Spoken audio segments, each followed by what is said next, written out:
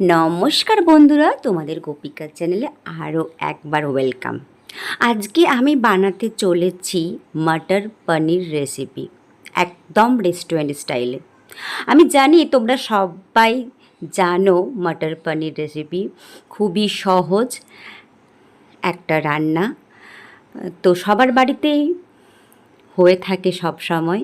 তো আজকে আমি আমার মতো করে বানালাম রেস্টুরেন্ট স্টাইলে মটর পনির। তো আমি মটরটা নিয়েছি ফ্রোজেন মটর, যেহেতু এখন অসময়, এখন তো আর এই সবুজ মটরটা পাওয়া যাবে না, তো সেজন্য আমি ফ্রোজেন মটর ইউজ করেছি। আর নিয়েছি পনির। পনির ছাড়া তো মটর পনির সম্ভবই না। তো আমি পনিরটাকে খুবই ছোট ছোট সাইজের কেটে নিচ্ছি। আর যেহেতু মটরটা ছিল ফ্রোজেন মটর, তো সেজন্য একটু জলে ভিজিয়ে রেখে দিলাম। আর পনিরগুলো ছোট ছোট টুকরো করে কেটে নিয়ে একটা পাত্রের মধ্যে নিলাম, তার মধ্যে অল্প একটু জল আর লবণ মিশিয়ে ভিজিয়ে রাখলাম, কারণ পনিরটা আমি ভাজবো না। আর আমি নিয়েছি পেঁয়াজটা একদম কুচি কুচি করে কেটে, আর টমেটোটা একদম কুচি কুচি করে কেটে নিয়েছি। আমি রান্নাটা করছি সাদা তেল দিয়ে। আর আমি কিছু গোটা গরম মশলা নিয়েছি, তার মধ্যে নিয়েছি একটা এলাচ, একটা লবঙ্গ, এক টুকরা দারচিনি আর একটা তেজপাতা। সমস্ত গোটা গরম মশলা একটু থেতো করে নিয়েছি। আমার তেলটা গরম হয়ে গেছে। এরপর তেলের মধ্যে আমি গোটা গরম মশলা যে থেতো করে রেখেছিলাম সেটা দিয়ে নিলাম।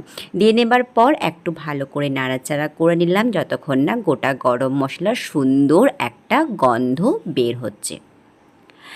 এরপর আমি যেটা করব, কসুরি মেথিটা হাতে করে একটু ঘষে নিয়ে গরম তেলের মধ্যে দিয়ে দেব।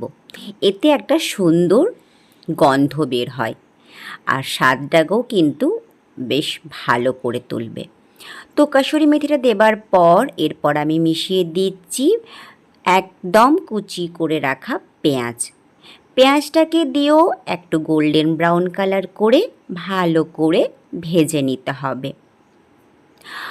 আজকে রেস্টুরেন্টের স্টাইলে যে আমি মটর পনির রেসিপি বানাচ্ছি, একদম কিন্তু ঘরোয়া জিনিসপত্র দিয়েই তৈরি হয়ে যাবে।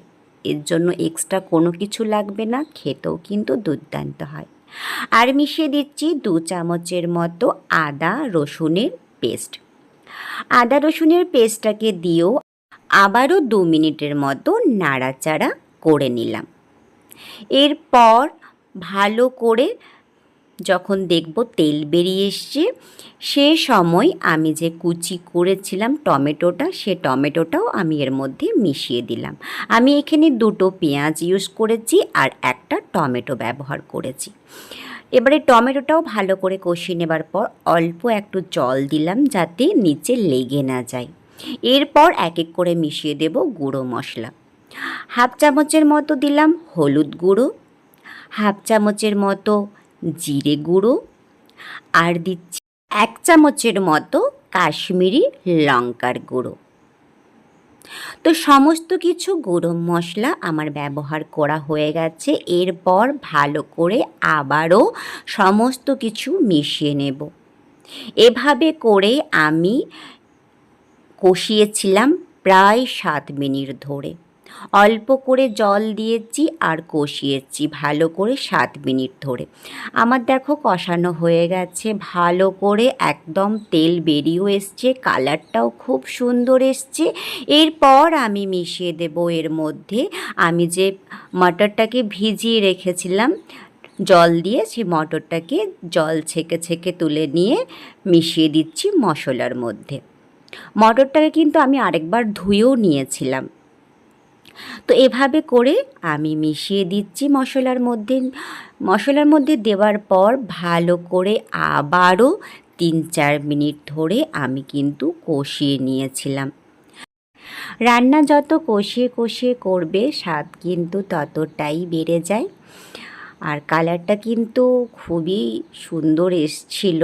তো এভাবে আমি ভালো করে কষিয়ে নিলাম। কষিয়ে নেবার পর এরপর একটু জল মিশিয়ে দিলাম। তোমরা চাইলে কিন্তু গরম জলও ব্যবহার করতে পারো, আমি কিন্তু নর্মাল জলই ব্যবহার করেছি। জল দিয়ে আবারও ভালো করে আরেকটু কষিয়ে নিলাম। কষিয়ে নেবার পর আমি দিচ্ছি একটু মশলা। এটা হচ্ছে আমার তৈরি করা মশলা। এর মধ্যে আমি দিয়েছিলাম হাফ চামচের মতো জিরে, গোটা ধনে, গোটা মৌরি, একটা তেজপাতা, একটা শুকনো লঙ্কা, দুটো এলাচ, দুটো লবঙ্গ, এক টুকরা দারচিনি, এসব দিয়ে আমি একটা মশলা তৈরি করেছিলাম। সেটাই হাফ চামচের থেকেও অল্প একটু মিশিয়ে দিলাম, গন্ধটা কিন্তু খুব সুন্দর আসে।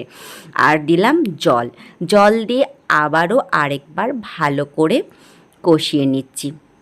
এতে করে মটরটাও আমার একটু সেদ্ধ হয়ে যাবে, যেহেতু এই মটরটা হতে বেশি টাইম লাগে না। তাও আরেকটু জল দিয়ে আমি ভালো করে সেদ্ধ করে নিলাম। আর অন্যদিকে আমার পনিরটা দেখি কী অবস্থা।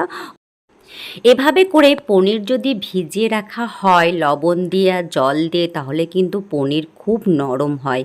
দেখছো তো কি সুন্দর নরম হয়েছে পনিরটা কিন্তু আমি একদমই ভাজবো না। তো এভাবেই কিন্তু পনিরটাকে আমি মিশিয়ে দেব মটরের সাথে।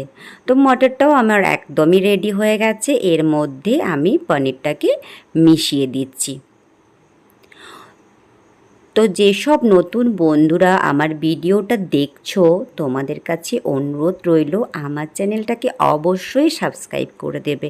আমার আজকের এই রেস্টুরেন্টের স্টাইলে মটর পনির রেসিপি তোমাদের যদি ভালো লেগে থাকে, তো আমার ভিডিওটাকে অবশ্যই লাইক, কমেন্ট, শেয়ার করতে একদমই ভুলো না।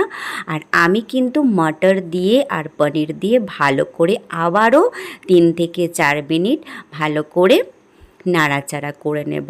নাড়াচাড়া করে এর মধ্যে আমি মিশিয়ে দেব জলটা তোমরা যতটা গ্রেভি রাখতে চাও সেই অনুযায়ী জলটা মিশিয়ে নেবে। জলটা তোমরা চাইলে গরম জলও মেশাতে পারো, আর তোমরা চাইলে নর্মাল জলও মেশাতে পারো। মটর পনির রেসিপি কিন্তু রুটি বলো, পরোটা বলো, লুচি বলো, ফ্রাইড রাইস বলো, নান বলো, সবের সাথেই কিন্তু খেতে পারবে। আর খেতে কিন্তু অসাধারণ হয়েছিল। তোমরা অবশ্যই একদিন বাড়িতে ট্রাই করে দেখো, তোমাদের ভালো লাগবে। আর ঘরে থাকা জিনিস দিয়েই আমি তৈরি করেছি রেস্টুরেন্টের স্টাইলে মটর পনির রেসিপি। তো তোমরা কিন্তু অবশ্যই একদিন বাড়িতে বানিয়ে দেখো। আর তোমাদের সবার কাছে আমার অনুরোধ রইল, তোমরা কিন্তু আমার চ্যানেলটিকে সাবস্ক্রাইব করতে ভুলো না। আর সবাই পুরো ভিডিওটাকে দেখবে, ভালো লাগলে লাইক, কমেন্ট, শেয়ার অবশ্যই করে দিও। তোমাদের কমেন্ট পেলে নতুন ভিডিও বানানোর ইচ্ছেটাও যেন আরও বেশি করে বেড়ে যায়। আমি এটাকে গ্যাস থেকে নামিয়ে নিলাম। আর আমার কিন্তু আজকে রেডি হয়ে গেছে রেস্টুরেন্টের স্টাইলে মটর পনির রেসিপি। এরপর আমি এটাকে একটা পাত্রের মধ্যে সার্ভ করে নেব। আর কালারটা দেখছো তো কি দুর্দান্ত এসছে, আর খেতেও কিন্তু খুবই অসাধারণ হয়েছিল। আমি এরপর এর মধ্যে অল্প একটু হাফ চামচের মতো বাটার মিশিয়ে দেব। বাটারটা তোমরা চাইলে মেশাতেও পারো, আর তোমরা না চাইলে না মেশাতেও পারো, সে সম্পূর্ণ অপশনাল। আর মিশিয়ে দেব হাফ চামচের মতো ধনেপাতা কুচি। ধনেপাতাটা কুচিটাও সম্পূর্ণ অপশনাল, তোমরা চাইলে মেশাতেও পারো, না চাইলে না মেশাতেও পারো। তো আমার আজকে একদম রেসিপি রেডি হয়ে গেছে। তো সবাই কিন্তু অবশ্যই কমেন্ট করতে ভুলবে না। সবাই ভালো থাকবে, সুস্থ থাকবে। আমি ভিডিওটা কিন্তু এইখানেই শেষ করছি। আর তোমাদের কমেন্টের অপেক্ষায় কিন্তু আমি একদম অবশ্যই বসে থাকবো। সবাইকে টাটা জানিয়ে আজকের ভিডিওটা আমি এইখানেই শেষ করছি। তোমরা কিন্তু পুরো ভিডিওটা আমার দেখবে, আর দেখে পর অবশ্যই কমেন্ট করবে।